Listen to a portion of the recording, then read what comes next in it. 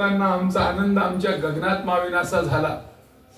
खरोखर धम्म ज्यांच्या दारी जातं आणि ज्यांच्याकडे धम्म अस्तित्वात असतं ते घर बघितल्यानंतर माणसाच्या मनामधलं आंतरिक भाव निर्माण होतं.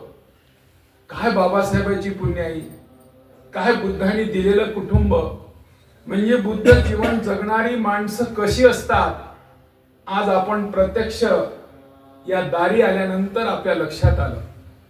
म्हणून झुटा पैसा रूटा भाई समय समय पर काम आहे.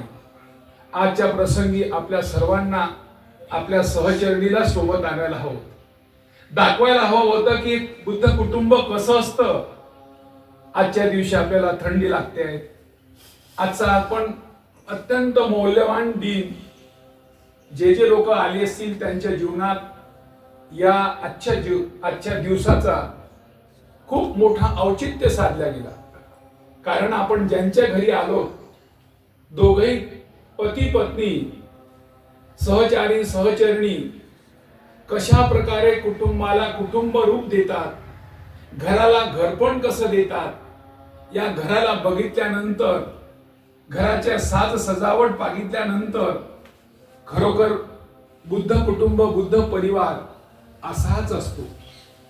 इतरांना आपल्याला आदर्श दाखवण्यासाठी अशाच कुटुंबाची आपल्याला गरज आहे. घर असावे घरासारखे नकोत नुसत्या भिंती, तेथे असावा प्रेम जिव्हाळा नकोत नुसती नाती.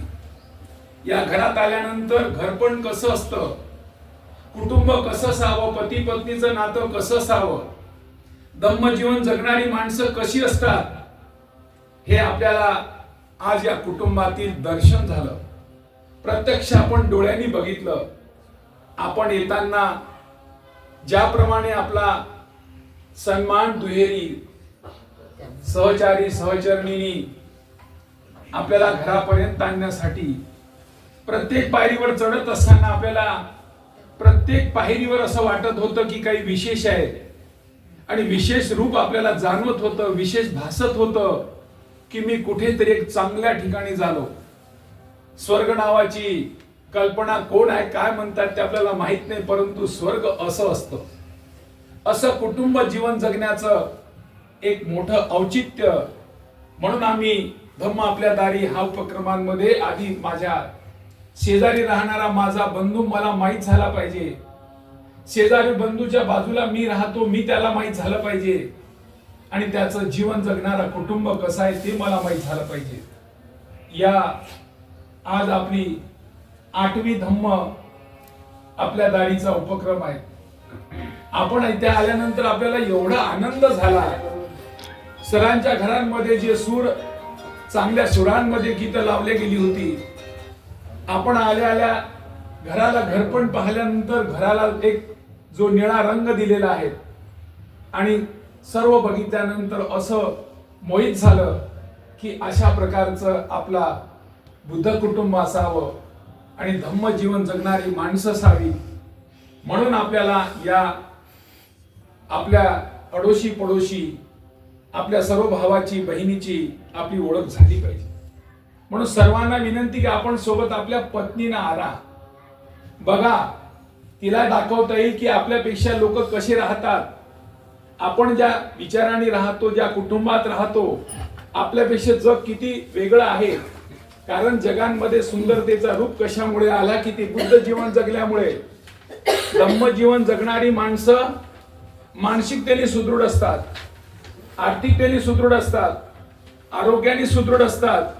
एवढी संपत्ती आपल्याला या जीवन जगण्याच्या मार्गावर मिळत आहे आणि आपल्याला आपलेच कुटुंब आपल्याच व्यक्तींना दाखवायचंय आणि आपल्याच कुटुंबाची आपल्याच भावाची आपल्याला प्रगती करून घ्यायची आहे. आज आपल्या ज्या 30 नोव्हेंबर 2025 हा विशेष दिवस आज आपल्या वारंवार आम्ही मेश्राम साहेबांना सांगू, जेव्हा इतर कोणाकडे कोणत्याही कार्यक्रमाची आयोजित केलेला नसेल त्यावेळेस आवर्जून आम्ही सर्व तुमच्याकडे पुनश्च येऊ. कारण तुमचं घर, तुमचं परिवार, तुमच्या घरातलं सर्व व्यवहार इतरांना वारंवार दाखवण्या दाखवण्या लायकीचा आहे, इतरांना सांगायच्या लायकीचा आहे. म्हणून आपण आपल्या लोकांना बुद्धांचा जो मार्ग आहे हा सर्वांसाठी कल्याणी मार्ग आहे, व्यक्तिगत एखाद्या कोणत्यासाठी नाही. यामुळे जेवढे लोक आपल्या सोबतीला येतील, जेवढे लोक आपल्याला बघतील, जेवढे लोक आपल्याला ऐकतील, त्यांचा कल्याणच आहे. आज आपण म्हणतो की देशाकडे बघितल्यानंतर देशामध्ये जी काही स्थिती चालू आहे, सातत्याने जिकडे तिकडे पाहावं झगडे आहेत. आणि असा झगडा करता करता विदेशापर्यंत गेला. जगांमध्ये सुद्धा आज युद्ध सुरू झाली आणि युद्धाची सुरुवात जगामध्ये मोठमोठ्याने सांगतात की जगाला युद्धाची गरज नाही, बुद्धाची गरज आहे. आणि बुद्ध आपल्या घरातून निर्माण होतं. बुद्ध जीवन जगणारी माणसं अशी निर्माण होतात कारण त्याच्याकडे शील आहे. आपण इथे आल्यानंतर काही मागणी केली नाही. इथे आल्यानंतर आपण तथागतांच्या समोर मेणबत्ती लावल्या, उदबत्ती लावल्या, सर्वांनी पुष्प अर्पित केलं. ह्या मेणबत्तीमध्ये अर्थ आहे, कारण आमचं जीवन मेणबत्ती सारखं राहावं.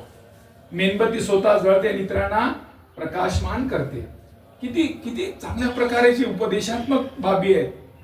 उदबत्ती लावली, उदबत्ती लावल्याने उदबत्ती म्हणते की मी जळते आणि इतरांना सुगंध देते. बुद्ध तेच सांगते, तुम्ही स्वतःला कर्तृत्वान शीलवान बना आणि तुमचा सुगंध चौकडे भरू द्या. फुलांनी फुल अर्पित केलं. फुलांचे तुमचं जीवन फुलासारखं आहे. फुल बालपणात कसं असतं आणि दुपारी कसं, सकाळी कसं असतं, दुपारी कसं आणि सायंकाळी कसं असतं, शेवटी तो मुरझून जातो. तसाच आमचा शरीर आहे, आम्ही सुद्धा मुरझणारे आहोत. अशा प्रकारे प्रतिमात्मक बाबी आपण त्यांच्या समोर दाखवले, ते आपण बघतोय. आल्यानंतर आपण बुद्धाची वंदना केली, पंचशील केलं, त्रिरत्नाला आठवण केली. आणि त्रिरत्नाला आठवण केल्यानंतर आपल्या बुद्धीला विकसित व्हावं. तथागताला आपण हेच म्हटलं की तथागत बुद्धम चरणम गच्छामी, आम्हाला अशी बुद्धी दे, अशी बुद्धी विकसित होऊ दे, त्या बुद्धीचा आमचाही कल्याण होईल आणि इतराचंही कल्याण होईल. म्हणून सातत्याने बुद्धीला विकसित करण्याचं काम तथागत बुद्धांचा जो साहित्य आहे, पाली साहित्यांमध्ये मोठी मोठी साहित्य आहेत, त्याला आपण त्रिरत्न म्हणतोय. त्रिपिटक मोठा पिटार आहे. त्या सूत पिटक, विनय पिटक, अभिधम्म पिटक आणि अशा प्रकारे बुद्धांचा जो साहित्य आहे तो आमचा कल्याणी मार्ग आहे. एवढा मोठा साहित्य आपण कधी वाचणार, कधी पाहायला जाणार, आणि तो सर्व पालीमध्ये आहे. म्हणून बाबासाहेबांनी माझ्या समाजाला चांगल्या सोप्या भाषेत मला काय सांगावं लागेल म्हणून त्यांनी एक आपल्याला बुद्धांनी त्यांचा धम्म ग्रंथ दिला आणि साध्या सोप्या भाषेमध्ये आपल्याला 22 प्रतिज्ञा दिल्या. 22 प्रतिज्ञा दिल्यानंतर काय एवढा विचारपूर्वक त्यांनी दिल्या, की माझा समाज हजारो वर्षांनी त्या मानसिकतेच्या गुलामीत पडलेला आहे. त्या गुलामीतून बाहेर काढण्याचं काम यांना त्यांनाच करावं लागणार आहे, कारण ते कोणावर अवलंबून राहतील तर त्यांचा कल्याण होणारच नाही. म्हणून बाबासाहेबांनी 22 प्रतिज्ञेमध्ये ज्या 8 प्रतिज्ञा आहेत त्या आपल्याला नाकारायला सांगितलं आणि त्या 8 प्रतिज्ञा आपण नाकारल्या. कोणी कोणताही देव तुमचा येऊन कल्याण करणार नाही. कोणावर विश्वास ठेवू नका, कोणाला घरी बोलवू नका. तुम्हाला जर तुमचा कल्याण करायचं असेल तर 14 पासून तर आपण जे 9 पासून जे 9 ते 22 अशा 14 प्रतिज्ञा तुम्हाला स्वीकारायला सांगितल्या. आणि त्यामध्ये पंचशील पण आलेला आहे, अष्टांगिक मार्ग पण आहेत, 10 पारिमिता आहेत. आणि 10 पारिमित्या संपल्यानंतर आपल्याला 18वी प्रतिज्ञा सांगितलेली आहे, प्रज्ञा, शील, करुणा. बुद्ध धम्माच्या 3 तत्वाची सांगड घालून मी माझं जीवन चालवेल. प्रज्ञा म्हणजे विहिरीमध्ये जो पाणी असतो, विहिरीतलं पाणी काढल्यानंतर परत विहिरीत पाणी येतं. प्रज्ञा अशी असतं. ज्ञानात आणि प्रज्ञेत फरक आहे. ज्ञान म्हणजे मडक्यात भरलेलं पाणी आणि प्रज्ञा म्हणजे विहिरीतून उपजत आलेलं पाणी. बाबासाहेब हे उपजत आलेले, बुद्ध हे उपजत आलेले आहेत. त्यांच्या शब्दाला, त्यांच्या वाणीला, त्यांच्या विचाराला कोणी विराम दिलेला नाही. म्हणून अशा प्रज्ञावंत व्यक्ती या समाजात निर्माण व्हावं. प्रज्ञावंत व्यक्ती होऊन निर्माण होऊन चालणार नाही, तर त्याला चांगला जीवन जगण्यासाठी शील हवा. शील असेल, त्या शीलाला जोड हवी, ती तुमच्या करुणेची हवी आहे. मुळात जगाकडे, जग भारताकडे आणि जगांमध्ये जिथे जिथे बुद्ध अस्तित्व असेल त्या देशाची प्रगती उच्च कोटीची झालेली आहे. ज्या ज्या कुटुंबात, ज्या ज्या समाजात, ज्या ज्या जाती बुद्ध असेल त्याची प्रगती ही उच्च कोटीची झाली आहे. बुद्धांचा मार्ग हा वैज्ञानिक मार्ग आहे. कोणती देव येईल, कोणती करणी करेल, कोणती पूजा, कोणती अर्चा, काही गरजेचं नाही. तुम्हाला तुमच्या बुद्धीचा विकास करायचा आहे. म्हणून आपण बुद्धम शरणम गच्छामी म्हटलं. म्हणून आपण इतरांसमोर एक आदर्शाचे प्रतीक आहोत की आम्हाला बुद्धासारखे, बाबासाहेबांसारखे मार्गदाते मिळाले. त्या मार्गदात्याने आम्हाला कालाम सुतात म्हटलेलं आहे. अंगुत्तर निकायामध्ये कालाम सूत आहेत.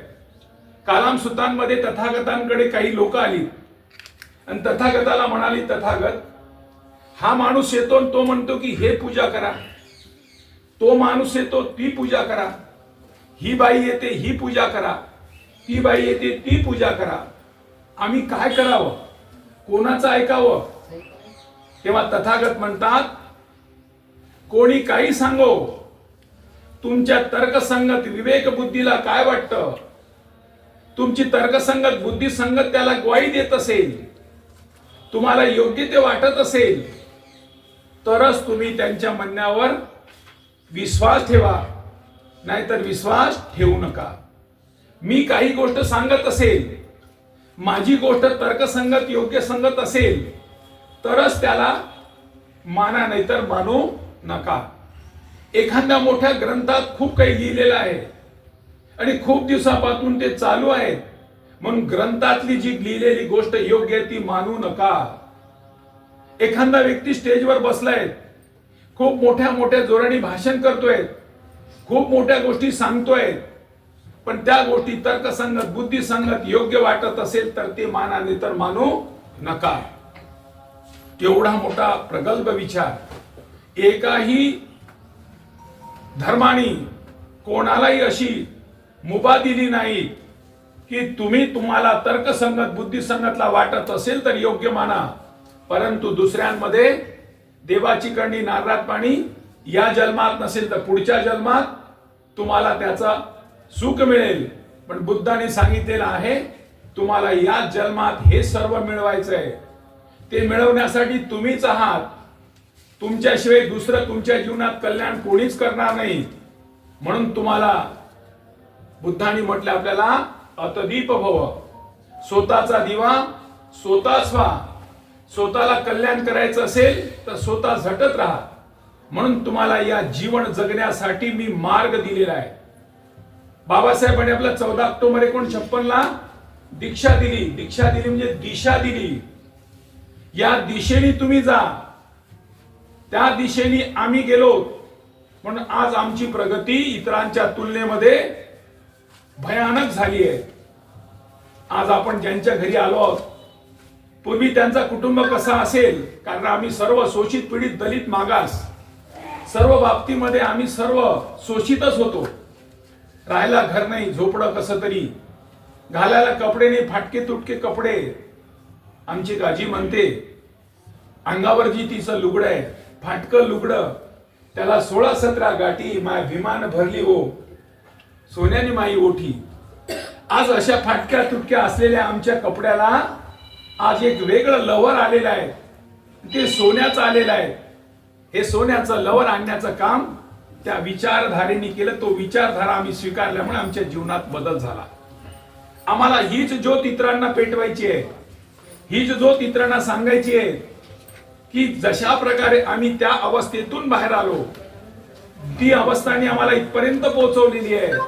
100% तुमची सुद्धा अशाच प्रकारे प्रगती होणार. कारण त्या बुद्धीला शरण जायचंय. विद्वान आणि बुद्धिमानामध्ये फरक आहात. महामंगल सूत्रांमध्ये नेहमी बुद्धिमानाचीच गौरवांकित केलेलं आहे. म्हणून आपण सुद्धा काही शब्द वापरत असताना विद्वान आणि बुद्धिमान, आपण नेहमी बुद्धिमान शब्द वापरायचा. बुद्धांच्या साहित्यांमध्ये बुद्धिमान शब्द आहे, विद्वान नाही. विद्वानामध्ये बुद्धिमानामध्ये फरक आहे. विद्वान गाडी माडी साडीच्या पलीकडे काहीच पाहत नाही. भारतामध्ये असे अनेक लोक होऊन गेली, परंतु ते सर्व सुखी संपन्न असताना आमच्याकडे कधी कोणी बघण्याचं लक्ष दिलं नाही. आणि एकच महामानव जन्माला आला, आपल्या बुद्धीचा वापर केला आणि वापर करून आमच्या जीवनामध्ये कलाटणी दिली. म्हणून त्यांचं वारंवार आपण गौरवान्वित का करतो? किती संत यायले, किती संत जायले, कोणी आमच्या नवसाला नाही पावलं. किती देवी आल्या, किती देवता आला, किती उपास केला, किती तापास केला, कोणी आम्हाला नाही पावलं. रात्रंदिवस आम्ही भजत राहिलो, पूजा करत राहिलो, देवा आज पा उद्या पा, परंतु कोणी नाही पावलं. एक भीम जन्माला, माती गोट्याला पेन दावला, कोटी कोटी कर्माची बळी उजळली भीमा तुझ्या जन्मामुळे. एक पुत्र जन्माला येतो आणि हजारो वर्षांची आमची गुलामीतून आम्हाला मुक्त करतो. हीच जबाबदारी आम्हाला घ्यायची आहे. आमच्या कुटुंबात सुद्धा असा पुत्र जन्माला यावं, असा पुत्र जन्माला घालण्यासाठी आपल्याला ती जबाबदारी दिली आहे. असा पुत्र त्या कुटुंबात निर्माण व्हावं, ही जबाबदारी तुम्हाला दिलेली आहे. एकदा काय झालं, एक स्त्री तथागत बुद्धांकडे आली आणि तथागत बुद्धाला काय म्हणतात, तथागत मला तुमच्याशी लग्न करायचंय म्हणे. का बरं लग्न करायचंय? मला तुमच्यासारखा मुलगा पाहिजे म्हणे, कारण तुम्हाला जग मानतोय आणि असा मुलगा मला पाहिजे, तर तो मुलगा माझ्याकडून पैदा होणार नाही. त्यासाठी मला तुमच्याशी लग्न करणं गरजेचं आहे. तथागत म्हणाले, बस एवढी तुमची समस्या आहे, काही हरकत नाही, आपण मिटवून टाकू. तथागत काय म्हणतात त्या महिलेला, तुम्हाला एवढा कीर्तिमान मोठा मुलगा पाहिजे असेल, माझी कीर्ती तुम्हाला त्या मुलाला लावायची असेल, तर मलाच तुमचा मुलगा मानून घ्या. मी तुमचा मुलगा होऊन जातो, तुम्हाला ऑटोमॅटिक माझी कीर्ती एक मुला म्हणून तुम्हाला मिळून जाईल. बघा तथागतांची केवढी मोठी प्रगल्भता. एक स्त्री एका पुरुषाकडे येते, पुरुषाला मागणी करते की मला तुझ्याशी लग्न करायचंय, तुझ्यापासून बाण निर्माण करायचंय.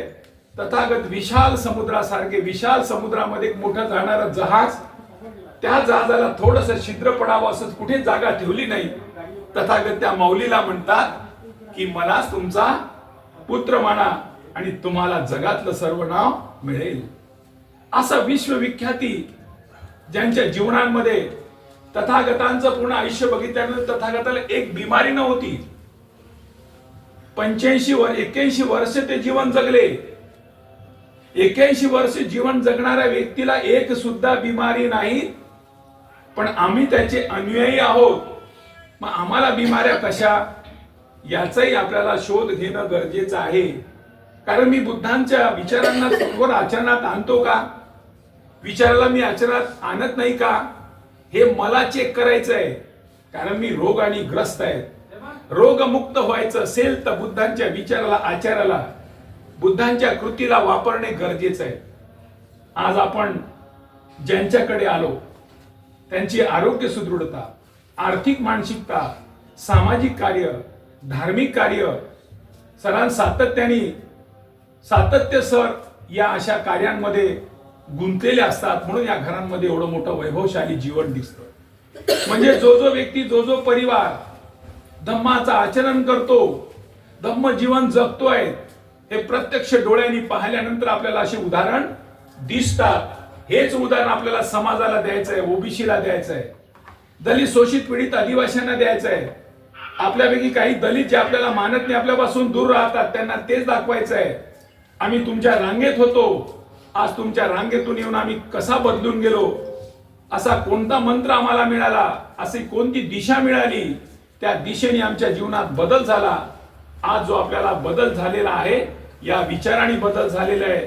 आणि म्हणून धम्म प्रत्येकाच्या दारी जाणं गरजेचं आहे. धम्म म्हणजे काय?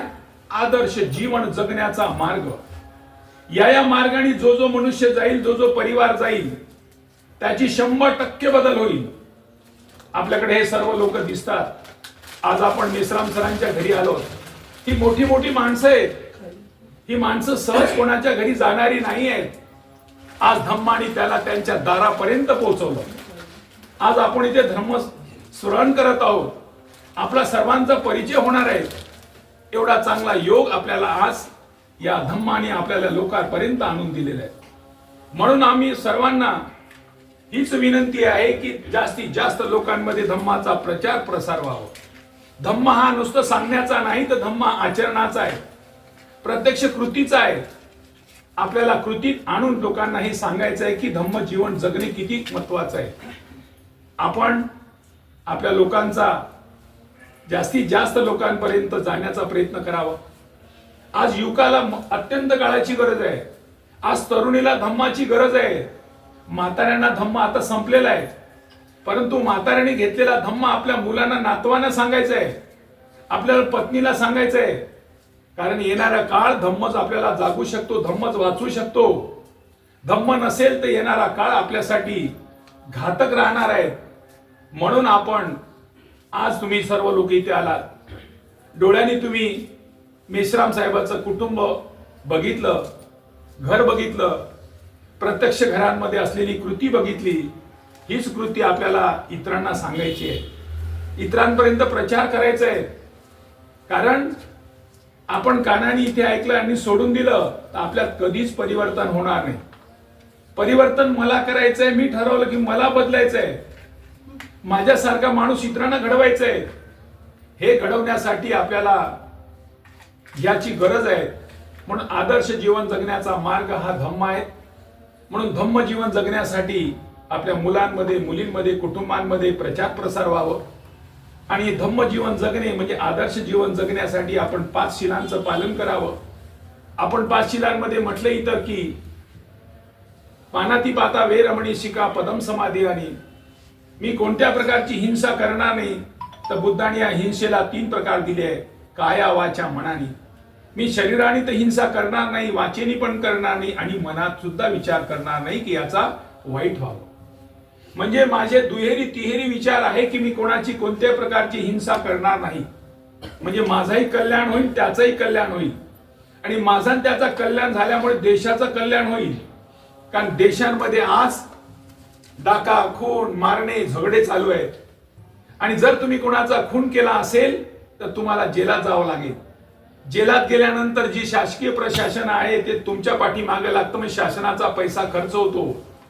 म्हणजे तुम्ही असे कृत्य न घडल्यामुळे, तुमच्यामुळे कोणी असं कृत्य न केल्यामुळे देशाचा फार मोठा फायदा होतोय. म्हणून बुद्धाचा धम्म हा व्यक्तिगत कुटुंबापुरता नसेल तर तो देशापुरता आहे. अदिन्न दाना वेरमणी आपण म्हणतोय की मी चोरी करणार नाही, कोणाला करू देणार नाही. आज भ्रष्टाचार दिवसेंदिवस वाढत आहे. भ्रष्टाचार करणारी माणसं आपल्यावर मोठमोठ्याने आपली पदं भूषवत आहेत. आणि ही पदं भूषवणारी माणसं आज देशाला काय कोणत्या स्थितीला नेत आहे. आणि जो एखादा व्यक्तीनं भ्रष्ट केलेला आहे, भ्रष्टाचारी, त्याचे पैसे सापडले असेल तर त्याला पोलीस यंत्रणा मागे लागतं, ईडी लागतं, आणि हे सर्व ईडी सीबीआय लागून त्याला जेलात जावं लागतं. म्हणजे अशी कृत्य जर आमच्याकडून घडली नाही तर आम्ही देशाच्या हितासाठी काम करतोय. म्हणून बुद्धाचं जीवन जगण्याचा मार्ग हे देशाच्या हितासाठी आहे, समाजाच्या हितासाठी आहे. कामेसु मिच्छाचारा वेरमणी, मी कोणाचा विनयभंग करणार नाही, आणि विनयभंग करण्याची भावना माझ्या मनात येऊ देणार नाही. आणि जर मी विनयभंग केला, बलात्कार केला, तर मला कोर्टांमध्ये, पोलिसांमध्ये जावं लागतं, जेलात जावं लागतं. जेल यंत्रणा माझ्यासाठी राबवावं लागतं, पोलीस यंत्रणा माझ्यासाठी राबवल्या जातं, आणि कोर्ट कचेरी माझ्यासाठी राबवल्या जातं. माझ्यामुळे माझ्या देशाचा आर्थिकतेचा किती नुकसान होतं. म्हणजे अशी कृत्य जर मी न केल्यामुळे माझ्या देशाचं 100% भलं आहे. कारण देशात शीलवान माणसं निर्माण होतील, आणि शीलवान माणसं निर्माण झाल्यामुळे जे जगातली लोक भारताकडे ज्या दिशेने पाहत होती की हा देश सुजलाम सुफलाम असलेला देश आहे, या देशाला सोन्याच्या चिडियाचा देश आहे, अशी म्हणण्याची गौरवान्वित जी बाब होती ती बुद्धांच्या काळात होती. तोच बुद्धाचा काळ आम्हाला निर्माण करायचा आहे. मुसावादा वेरमणी शिका पदम समाधी. आज पदोपदी खोटे बोलत आहे. देशाच्या उच्च पदावर असलेला व्यक्ती खोटा बोलतोय, मदत पदात असलेला खोटा बोलतोय.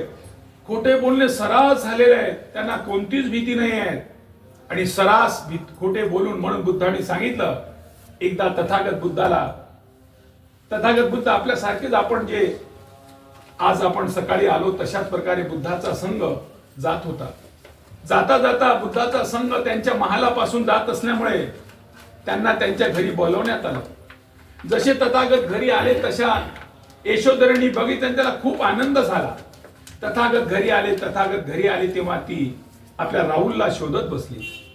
आणि राहुलला शोधत बसल्यानंतर राहुलला त्यांच्या समोर उभं केलं आणि सांगितलं, ह्या राहुल तुमचा मुलगा आहे, राहुल हे तुझे बाबा आहेत, हे राहुलला तुम्ही काही धमदेशना करा. तथागत काय म्हणाले, राहुल एकच गोष्ट माझी लक्षात ठेव, खोटा बोलतो नको. गमतीत असो, लाडीगोडीत असो, मजाकीत असो, हसता बोलता असो, रागात असो, परंतु खोटा बोलू नको. आता तथागत बुद्ध ही केवढे मोठे जागतिक पातळीचे व्यक्ती आणि आपल्या मुलाला मार्गदर्शन काय करतात, खोटा बोलू नको. आणि एक खोटा बोलल्यानंतर 100 खोटे बोलावं लागतं, 100 खोटे काम करावं लागतं. आज बघतो आपण सातत्याने खोटे बोलतात, खोटी आश्वासने दिल्या जातात, खोट्या गोष्टी सहज सांगितल्या जातात. त्यांचा रुटीन झालेला आहे. या रुटीन मधून मुक्त करायचं असेल तर आम्हाला मुसावादा वेरमणी सातत्याने त्या मुलाच्या कानावर पडणं गरजेचं आहे. आणि शेवटी म्हणतो, सुरा मेर मज्जे पमाद ठाणा वेरमणी. या नशिले पदार्थांनी आमचं काय नुकसान केलेलं आहे, म्हणून कोणत्या व्यक्तीने अशा नशिले पदार्थ घेऊ नये आणि कोणाला घेण्यासाठी प्रवृत्त करू नये. कमीत कमी बुद्ध व्यक्तीने, ज्यांना बुद्ध विचार स्वीकारलेले आहेत, त्यांनी या मार्गावर जाऊ नये. कारण आमच्या कुटुंबाची बर्बादी याच नशिले पदार्थांनी घेतलेली आहे. आपण खरा खाऊ नका, बिडी पिऊ नका, तंबाखू खाऊ नका, कोणाला खाऊ देऊ नका, दारू पिऊ नका. आणि कोणी असा पीत असेल त्यातून त्याला मुक्त करा. म्हणून पंचशिलाची आपल्याला गरज आहे.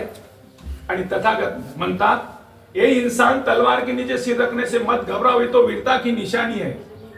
ये इंसान आग में कूदने से मत डरो, ये तो वीरता की परीक्षा है. ये इंसान पहाड़ की चोटी से कूद पड़ने से मत डरो, तो पराक्रमी की पराकाष्ठा है. मगर ये इंसान एक बात से सदा भयभीत रहो, वो है दारू. पाप, गरीब, अनाचार की जननी. बुद्धाने आपल्याला मोठमोठ्या उपमा दिल्या, मोठमोठे कृत्य करायला सांगितलं, परंतु एका गोष्टीपासून भयभीत राहायला सांगितलं, तो म्हणजे दारू. हेच विचार आपल्या कानी पाडून आपल्याला सुधरवायचं, इतरांना सुधरवायचं आहे. आज आपण ज्या हेतूने ज्या कुटुंबाकडे आलो त्यांचा आपला परिचय होणं गरजेचं आहे. आपण सर्व आपला सुद्धा परिचय त्यांच्याशी होणं गरजेचं आहे. या धम्माची आपल्याला काय गरज आहे, धम्म आपल्या दारी का गरजेची आहे, आपण का म्हणून येतो आहोत, यासाठी आपल्याला ज्यांच्या घरी आज धम्म आपल्या दारी आपण आलेलो आहोत. म्हणून आपण दुहेरी सहचारी सहचरणी आयुष्यमान मेश्राम साहेबांना त्यांचा कुटुंबिक परिचय घेऊ. मॅडम सुद्धा कुटुंबिक परिचय करून घेऊ. सरांचा धम्माचा गाढा अभ्यास आहे.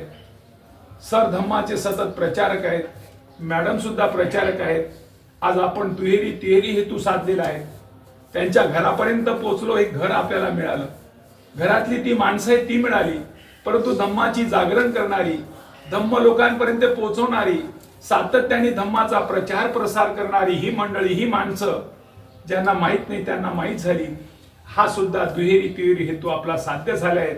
म्हणून आज आपण ज्यांच्याकडे आलो त्यांचा आपल्याला परिचय होणं गरजेचं आहे. आपला मूळ हेतूच आहे की धम्म आपल्या दारी हा तुमच्या दारापर्यंत आला, तुम्ही त्याला घरात घ्या. घरात घेऊन धम्मावर थोडी चर्चा करा. आपण धम्मावर थोडी चर्चा केली. आज आपला त्यांचा परिचय, त्यांनी त्यांचे पाहुणे मंडळींना बोलवलं असेल, आपणही सर्व पाहुणे मंडळी त्यांच्यापर्यंत आलो आहोत. म्हणून आपण धम्म बंधू आहोत आणि आपल्या बंधूकडे आपण जाऊन बंधूची जी कहाणी असेल, जी कथा असेल, जी गोष्ट त्याच्या तोंडून ऐकून घेऊ. तर आदरणीय मेश्राम साहेबांना विनंती करतो त्यांनी आपला परिचय द्यावा.